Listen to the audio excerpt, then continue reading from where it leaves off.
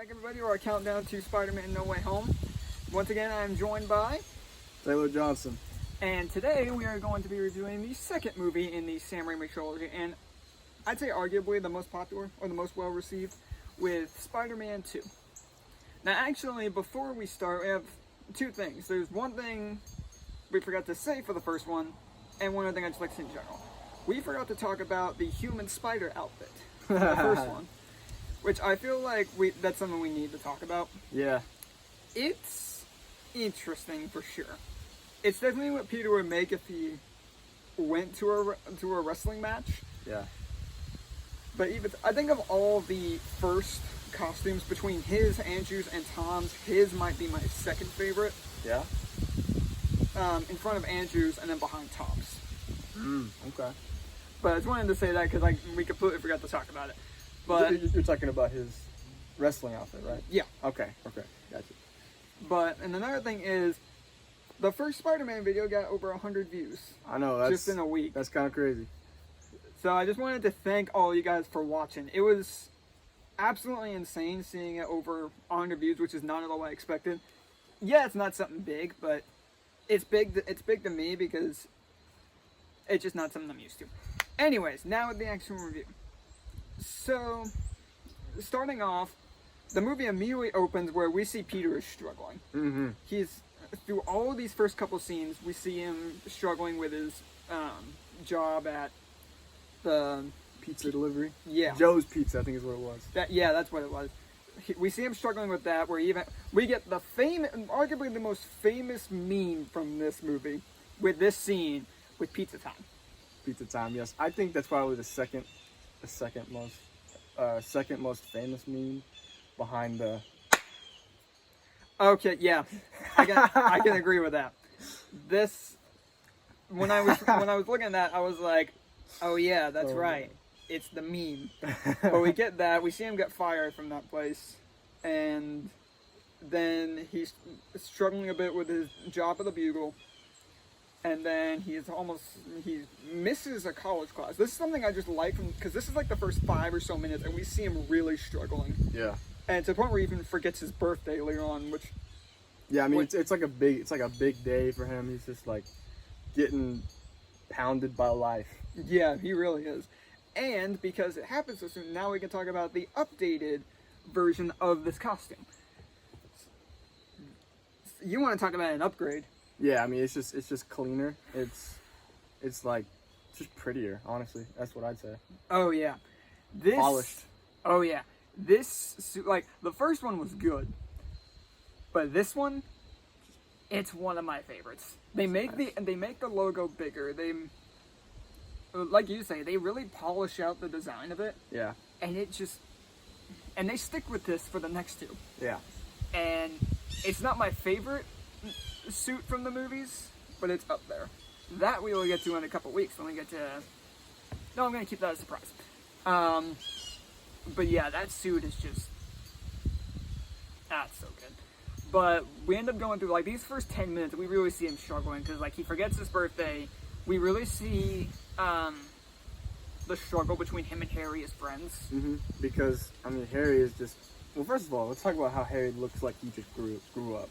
Like, you take the end of the first movie, and then the very first scene we see Harry, he's all business. He's trying to, like, fill his dad's shoes. Oh, yeah. He, first of all, looks visibly older.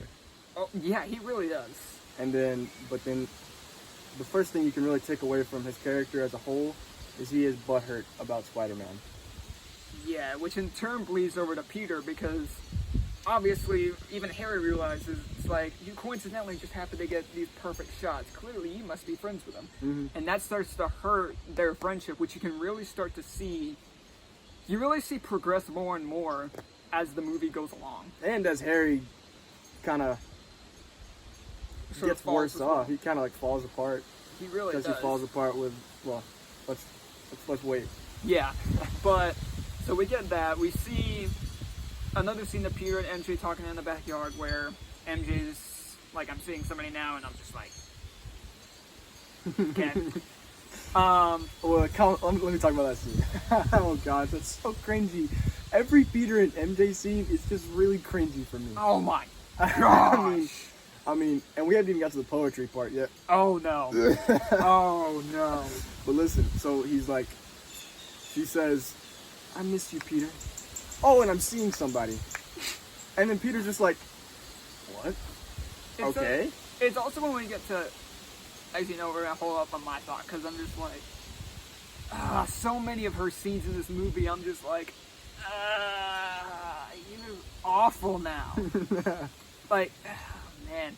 But we get the scene of Peter going back to his apartment. Yeah. And we see right there, it's like he constantly struggles to pay rent. Mm-hmm. And we even see the scene before with Aunt May struggling to pay some bills as well. Yeah. Which we see later on when she ends up trying to go to the bank. But yeah, we get those kind of scenes. And then we get introduced a little bit later to our main villain. With, my boy. With Otto Octavius, who has yet to become Doc Ock yet. Played by Alfred Molina. Oh, yeah. We'll talk about his villain outfit in a little bit later when he actually becomes Doc Ock. But this casting, you can really tell the actor is having fun with this role. Yeah. And you could see some behind the scenes, like when you get to the lab scene when the arms are first showed, and it's like him controlling the sun. There was a behind the scenes thing where Willem Dafoe randomly walked on set and just went into that scene and said those lines and just surprised Alfred Molina, and he was just dead. I watched that video recently. It was hilarious. Really? But yeah, we get scenes like that. But actually in the backyard scene, we also see that MJ has a play that she has been in. And there's one scene where Peter is prepping for it, and I love that scene because it sums up Peter Parker to a T. He opens his closet doors and he's just like, what should I wear? And he stands there looking at it for like 5 seconds. He's got two outfits. And that's the thing. Then you look at the closet and it's literally just the one suit and the Spider-Man suit. Yeah. And I'm just sitting there like, why do you have that hanging up in your closet? He learns later on when he actually has it in a suit. Actually, no, not even then, because there's a scene in the third one where he has it hanging up in the closet. And the one in the suitcase is the black suit. Mm-hmm. So I'm just like, that seems like a very weird place to put this, but okay. So he starts to go to the play after I think MJ invites him when they're talking in the backyard. I think he just openly says, "Oh, I'll come see it." That's what it was. Yeah. And she's like, "Don't disappoint me." What a line. She's like, she's not even excited. She's like, "Don't disappoint me." And I'm just like, I cannot like you anymore. No, it's like I tolerated you in the first one, and now you just get worse with this one. And when we get to the third one, I'm just like, can you just Gwen Stacy yourself? Please, Oh, I won't be sad. But I'm just, oh man. So anyway, so we see the scene. Peter's preparing Can you to just go. Gwen Stacy yourself? I wish that was the case because, man, I can't stand this character. And like, from this movie onwards is when she becomes my least favorite because there's no good. If there is, there's maybe one or two, but there are no good scenes with her in this movie, and from what I can remember, in the third one. Well, I liked a few things about her, and yes, I totally agree with everything you're saying about MJ. She sucks, but as far as the plot, you know, she was still steadily throughout the movie trying to find out if Peter was Spider-Man, because, you know, we talked about how she suspected at the end of the first one, and then you keep on seeing her trying to find out who it was that kissed her upside down. He's like, because she talks to her current fiance, and she's like, tilt your head back, let me see if you're Spider-Man. But of course doesn't say that. And then at that one scene where she and Peter are eating right before Doc Ock takes the stage, she's like, kiss me. Because she's trying to find out, and I just like that as far as, you know, thickening the plot.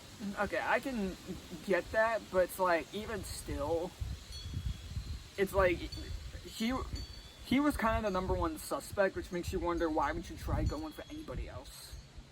When you would just constantly keep trying to go for Peter, at least? Well, he's not really the number one suspect because he's Peter Parker. I say that, but like, just going based off of the end of the first movie. Oh, well, yeah. You figured it would be, and it's like, it makes it even worse, because I'm just like, you suspect him, yet you treat him like crap. Because when he's going to the play, he's riding on his little bicycle. Not bicycle, but it's like a motorbike. And then all of a sudden, a crime happens where like some thugs drive by. He does a dramatic backflip over, lands in the Spider-Man-like pose in the middle of the street, and even some kids are like, "What?" And then you get another scene of like he stops a cop car from flying around. Then he stops the crooks and straight up just takes the car and drives it there. But when he gets there, he ends up being late. And the guy, Bruce Campbell, he's in every single one of these movies. And I feel like they were trying to build him up to be a Mysterio-type character, with what a lot of people have been rumoring about, because he was the announcer of the wrestling match. He was the usher in this one. What was he in the third one? When Peter and MJ went to that fancy restaurant, he was the waiter, the one he was talking to. Oh, he had the stash though, didn't he? Yeah. Cool. Which makes me think they were trying to set him up to be some kind of like Mysterio-type character if this franchise continued. But so yeah, we get that he won't let him in because it's like all these separate rules, and MJ sees that there's an empty seat, and obviously she's disappointed. And then messes up her play a little bit, but nothing really happens. A little bit. Then Peter's just sitting outside, sees MJ come out, and then sees John Jameson. Yep. The GOAT. Well, the three-quarter part hairstyle, walking essence of man. Yeah, let me chill. Nah, you're good. But he doesn't know it's John yet. He just knows it's a random guy. We don't figure out it's John until the planetarium party. Yeah. I believe is when it's announced. He gets the shaft in that one. He really does, because we're going to try and jump around just a little bit. But it's like, you see them announce that, because obviously he's there for a job for the Bugle. And they announce John Jameson comes down. You see Peter turn around, he's about to start clapping, and then he sees it's MJ, and he's like, oh. And yeah. The ending, the last part of the planetarium scene sucks. Because John Jameson goes, "Parker, wake up! Snap the shot!" Yeah, after John straight up said that they were engaged. And previously, Harry just slapped him in the face, so he's having a bad night. Because jumping back to why he's having a bad night is because when Dr. Connors showed up, because obviously the Lizard himself, obviously he doesn't become the Lizard here. We have to wait until the next franchise for that to happen. He's going to his class, and then Peter says he's writing a paper on Otto Octavius, but he hasn't gotten around writing it yet. We jumped a lot. My bad. Nah, you're good. I just get excited. I love this movie. No, see, it's fine. It allows us to just talk about a bunch of random parts. Yeah. But then Peter sets up, Harry sets up like an appointment with Peter and Otto to talk, and that's when they really start getting along. Yeah. And then the next time we see them is when they're actually doing the presentation of Otto's project with the power of the sun in the palm of his hand. And Harry's constantly talking about just like Nobel Prize! Yeah, exactly. He's constantly saying they're going to win the Nobel Prize. He's so excited. So it really makes sense when you go to the planetarium party and he is just, like, you see the way just pouring a drink and then he just takes the type bottle and just smashes the other bottle out of the way. So many dramatic pieces of foreshadowing in this movie. Yeah. Think about, like, even with the presentation. Like, the dude who comes up behind Harry, he's like, this is going to be something that your father could never have even dreamed of. It's just like, okay, this is too good to be true. We're about to watch an origin story of a villain. Oh, yeah. For sure. Because that project starts going haywire and starts sucking up. It starts small. It sucks up little pieces of metal and starts leaning the lights from the ceiling. And then Peter catches wind of this, so he steps out, and obviously Harry's like, what? And then everything starts going wrong. Everything starts flying into that sun. And Harry's about to get hit by something. Spidey swings in out, moves him out of the way, and then Harry says, "This doesn't change anything." Like, even something like that can't change Harry's mind on Spidey. And then Peter's trying to go for the switch to shut it off. Otto stops him, and then that's when it just gets to the point of really his origin story, because he's talked about how these robotic arms, which is where we see those for the first time, he has an inhibitor chip connected to his spine pretty much, which keeps the arms in control. If that gets broken, they start to gain control over him. So when the windows break and glass flies towards them, it hits Otto's wife, which kills her. Yeah, it straight up kills her. And Otto is being so distracted, and the energy from the sun destroys the inhibitor chip and knocks him off. Well, no, it keeps zapping him until Spidey jumps over and shuts off the machine in time. But it still fries that inhibitor chip. So you end up getting the scene of... Otto's unconscious. Yeah, he's unconscious At this for a while. And that's when he ends up... You later on get the scene of him in the hospital. Like, they're about to try and, like, peel these arms off of him. Because they say they're, like permanently attached to his body. So they're And the trying doctor to... goes, "You ever been in shop class?" Yeah, Little and does he know then he's about to that's when the die. arms get a mind of their own and kill everybody there while Otto is sleeping. Or still unconscious. So when he wakes up and sees all that, he is distraught. For good reason. So then he ends up finding a warehouse to hide at and is talking about how he's going to rebuild this machine because the arms are influencing him. He's Because lost all sanity at this point because it's like... I think that the arms don't have a mind of their own. I think it's just like all the darkest thoughts that he's... You know what I'm saying? He kind of loses control of who he is, and it's not the arms. The arms don't have a brain. I think it's just like all of his primitive temptations, yeah. instinctual sort of things. Yeah. So he doesn't have the sanity to make rational decisions. Yeah, and you see that because he starts losing it slightly because he's talking about how it's his fault, and then a little bit later in that same scene, he's like, no, it couldn't have been my fault. And I couldn't have miscalculated. Yeah, and that's where he starts playing Spider-Man for that. So... It was working, wasn't it? Yeah. Oh, he was such a good actor.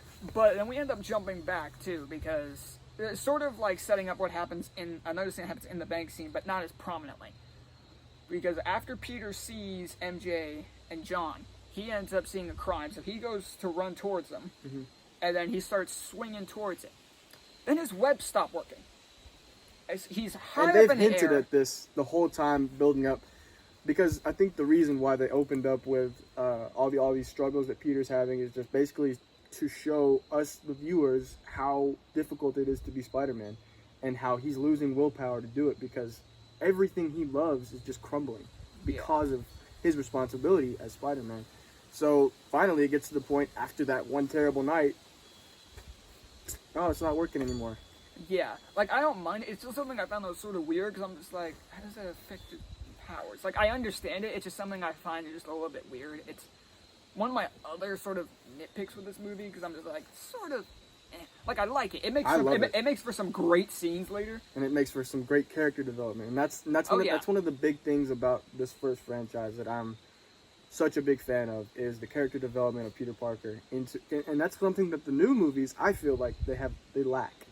Because Peter, by this time, Tom Holland, I really wish he would just arrive. You know what I'm saying? Not need to depend on everybody else. And I just really wish I could see Tom Holland kick some A-double-S. Yeah. I don't think I'm supposed to use profanity, but kick some butt. Yeah.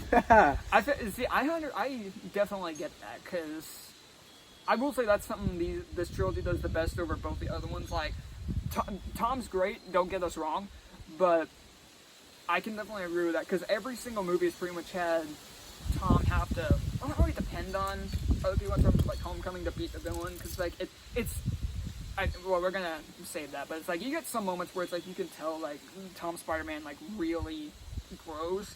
Yeah. But it's like, you get to hear, and it's like, also, the fact that Spidey, because he's very high up when he's swinging, and then that's when it webs up working, and he falls all the way down. And I'm sitting There's like, some epic swinging scenes in this movie. Oh yeah, we'll get to those. Oh my gosh. Where are we at? 19 minutes? Yeah, we're getting closer. So then we end up going to the bank scene, right? Where that is the first confrontation between these two, and that's when we end up getting the scene of. Well, that's the first scene where we see Spidey and Ock fight each other, which is... Oh, it's such a fun scene. It's a good scene. There is a much better scene later, which we will definitely talk about, because... But, so we end up getting that. That's the second time his webs sort of stop working, but just for like a second, they start working later on. And I love that this is a scene where you really see how competent Aunt May is. Yeah. Because... she's just the best. Because you have some scenes later where she tells she's not a fan of Spider-Man, and then after this scene, she was like, I guess I misjudged you. And I'm just like, that's good. Peter always needs Aunt May. Yeah. Man, he'd be a lost cause if both. Imagine if both of them died. Ooh, boy, he would. Because Aunt May is just in every franchise too. It's just like he needs Aunt May to like be that rock for him. Yeah, it seems like I've noticed this too. It's like every single movie gives Peter like the strength he needs to do something. To do something heroic, like after a pep talk from Aunt May. Yeah, or not even just a pep talk, but like just anything that moves him enough to drive him to be Spider-Man. It's just crazy. It's awesome to see. Oh yeah. So let's see. We end up getting that. Then what else do we have? So we get the planetarium scene again. It ends, and MJ is talking to Peter afterwards before the engagement announcement. And it seems like this that merely make me feel like, why does MJ treat him this bad? Mm-hmm. Because I'm just like, why can't you ever make a show? Like, come to one of my shows. Where? Yeah, she's just whining. But like, all you gotta do is like, actually, if he's your best friend, like, sit down and talk to him. Because like, you're not even asking him what's going on in his life. You're just like being a little pity party baby. Exactly. I'm just like, especially since the fact that if you think he's Spider-Man and if you suspect he's Spider-Man, which she does, why do you treat him like this when you know full well not only does he have his own personal life, but he's having trouble with that in Spider-Man? She's just lucky that he fell head over heels for her. I still don't understand why. Well, I don't either, but you know, I understand a lot more. I understand the concept of falling in love at first sight because that's what happened clearly since he was a little kid. Since no the matter fourth grade is what Harry said in the last one. Yeah, no matter how bad MJ gets, he's still gonna naturally have feelings for MJ. Yeah. So. But then you get afterwards where Spidey's just gonna be slow motion swinging shots, and then his web stopped working again. This is one of the few scenes where you really see his mouth move through the mask. You rarely get that in this franchise. You saw it in the elevator scene with Donald Davenport from Lab Rats. Yeah, after the first scene of him, his web's not working, then you see him in the elevator, and I'm just like, that's hilarious. Because you also get a scene of Peter calling MJ, like just constantly talking, and he like tries, like he knows the phone's not working afterwards when he talks for too long, and he's just talking through the phone, just like, to sort of make himself feel better, like, I'm Spider-Man. Yeah. Even though he knows nobody's listening, at least through the phone. And I'm just like, I feel bad for you. So, yeah, let's see. We end up getting that. What else do we have? Some cheesy stuff. I love it, though. Yeah, because then we later on end up getting the scene where Peter is at a doctor. Like, just trying to figure out, like, if something's wrong with him. And then he's like, okay, well, I've been having these weird dreams. And these dreams I'm Spider-Man, and my powers keep working. And the doctor says, well, maybe you just weren't meant to be Spider-Man. And then we get the famous shot of, which is taken pretty much right from the comics as well, where Peter takes his costume, or like he's sitting in bed, he's having this talk in his head with Uncle Ben in the car. And it's like, I'm Spider-Man no more. And then he takes his costume, puts it in the trash, and just walks away. And I still have vivid memories of that actual comic book scene. Yeah, because it's one-to-one from the comics, and the Spider-Man No More was the name of that comic. Yeah. So I'm just like... And it's also the front page of the Daily Bugle, Spider-Man No More. Yeah, because some guy finds it in the garbage. Yeah. And I love the scene after this, though, because you see him walking away, and then you cut to... He's walking through campus. He looks like he's just having the time of his life. Yeah. He trips and he moves back to his glasses. And you just really see just how much more fun he's having with his life. He's attending all the classes. He's doing good in his personal life. He's just having a ball. And then you see him, he makes it to MJ's play. Yeah. And thinks he can try talking her out of getting engaged. That doesn't really work. Nope. And it seems like this. It's a roller coaster. It really is. These next few scenes. It's this scene I really don't get for the rest of these, because I'm just like, I see him in the scene like, and just turning him down, and I'm looking at him, and I'm just like, Peter, tell me you're not crying. You're crying, okay. Like, oh my gosh, there's so many scenes. Punch me, I'll bleed. Or wait. No, that's exactly it. Hi. So cheesy, I love it. I can't not love it. It fits, but it's like the scenes like the first one, Uncle Ben died. Like that part, I was like, okay, I don't like. Yeah, he's crying, and then I get to these next two, and I'm just like, Oh, you're still crying. Okay. But you get scenes like that, and then you just go around like Ox still trying to further along his plan. And then we get probably one of my favorite scenes in this movie where Peter goes into he sees a burning building. He goes to take his costume out, and then he sees it, so he starts walking away. Then some guy comes running out. It's like the Chens can't find their daughter, and Peter's like, oh no. Then he runs to the building, runs in there, saves the girl, no powers, and I'm just like, Minimal powers. but like, yeah, but like about what you'd expect from a random guy, because he tries bashing in the door with his shoulder, and then he sees it hurts. I love this scene so much. Yeah. Because it's like, it's this moment of realization, especially when later on he gets the girl out, and he's just sitting there with a little oxygen mask, and then a firefighter comes over, compliments him, and another one says, some poor soul got trapped on the 4th floor and didn't make it out. And he's like, that's when he's contemplating, like, if I didn't give up being Spider-Man, and then I could have saved him. But then another scene, right soon after that, he goes to Aunt May's house because, oh, we missed something. What did we miss? We missed the part where they were at the graveyard, and Aunt May was like, she's beating herself up about it. And so I'm gonna talk about this one. Oh yeah, you go ahead. Aunt May was seeing Uncle Ben because, well, like she said, it's been 2 years since he died. Yeah. And she's beating herself up about it because she's an old, lonely lady. And it sucks for her, right? So, and that's convicting Peter. Peter's like, I still haven't told her.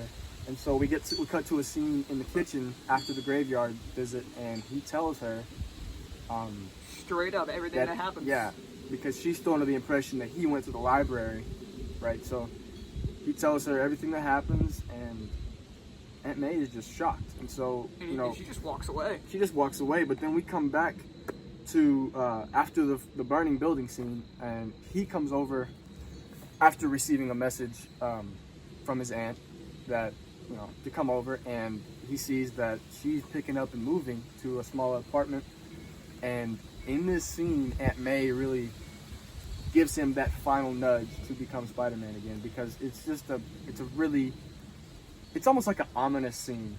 Yeah. It feels like Aunt May just secretly knows everything, and she's just telling Peter exactly what he needs to hear. Because it's like Aunt May just forgives Peter. It's like, oh, it's under the bridge, but I'm very proud of you for having the courage to tell me. And then when you look at the Henry Jackson comparisons, like how Henry Jackson needs Spider-Man, just like the whole city needs Spider-Man, and sometimes the big lesson he took away from it is sometimes you have to sacrifice your dreams, which again, applies to everyday life, because it's like, everyone has responsibilities. You get scenes like that, which like you see with the city.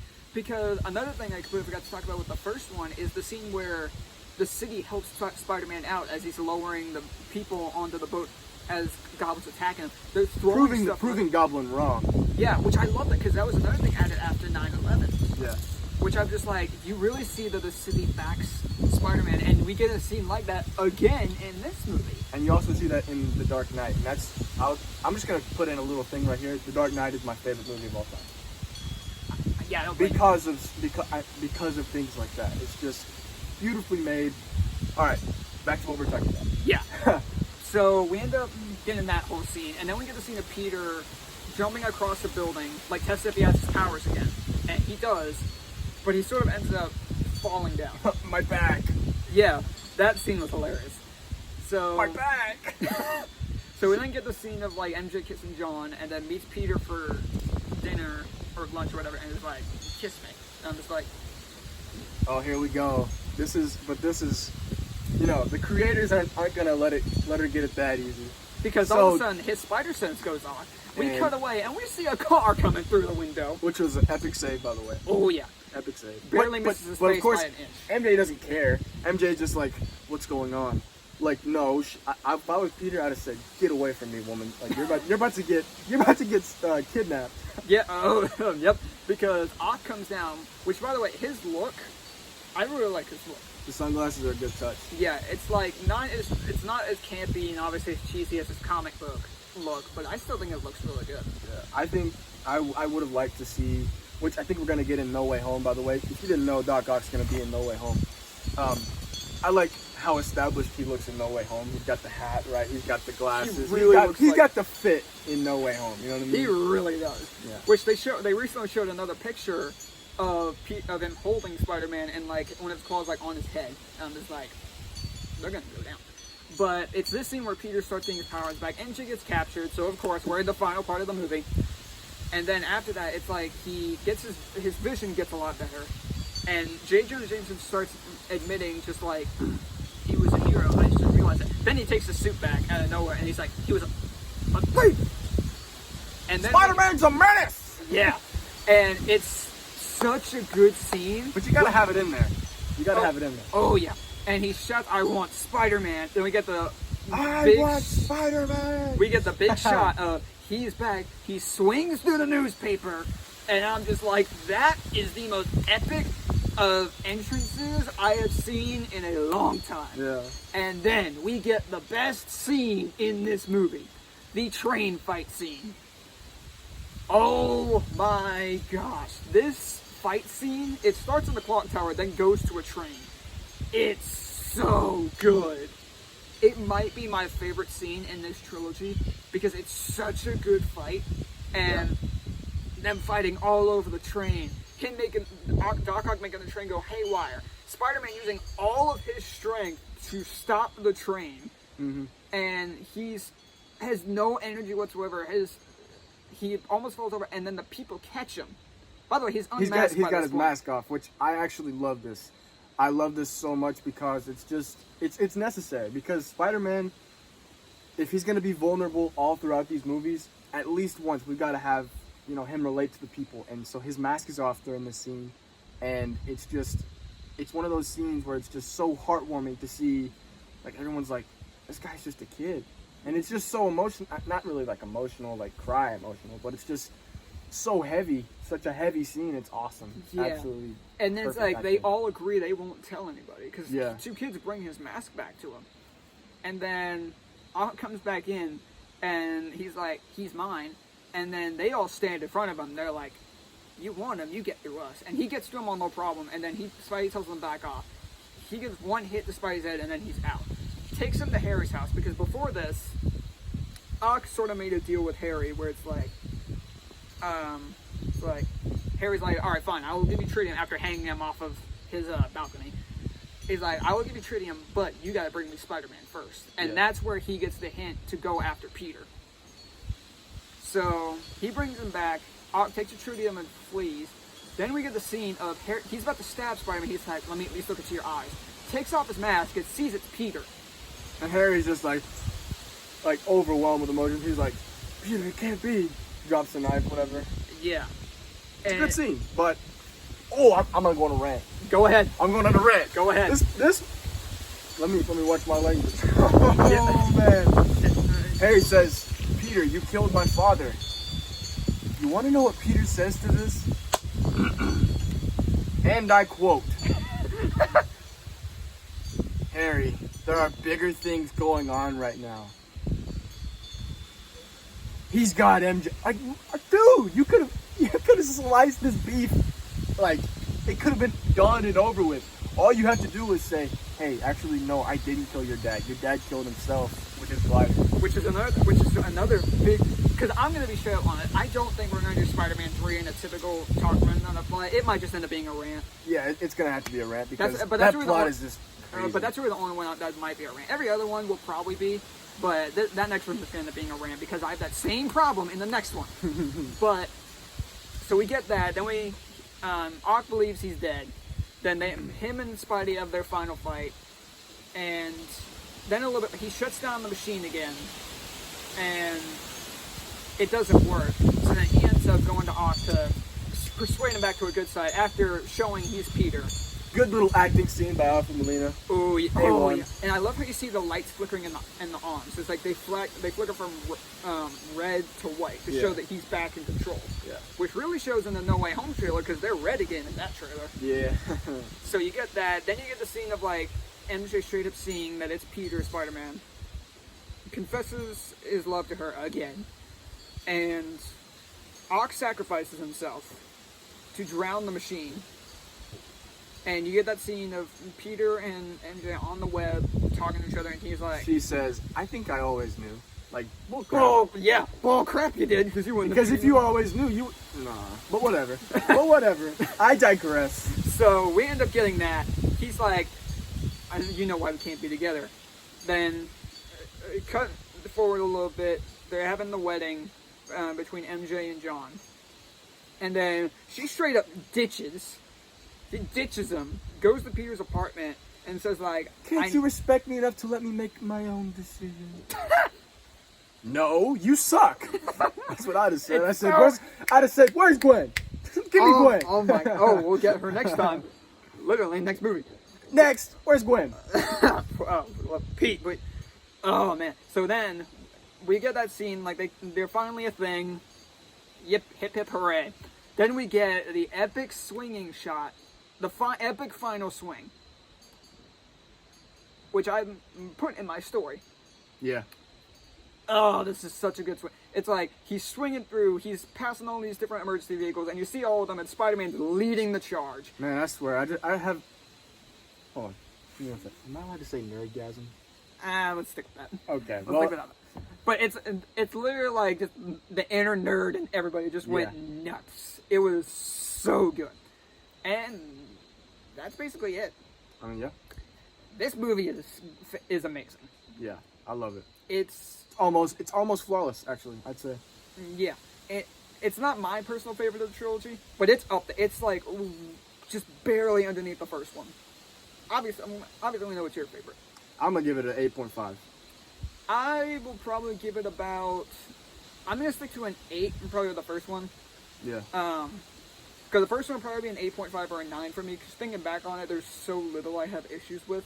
Whereas here there are some, but I'm just kind of like, eh. Yes, and her name is Mary Jane Watson. Oh, brother.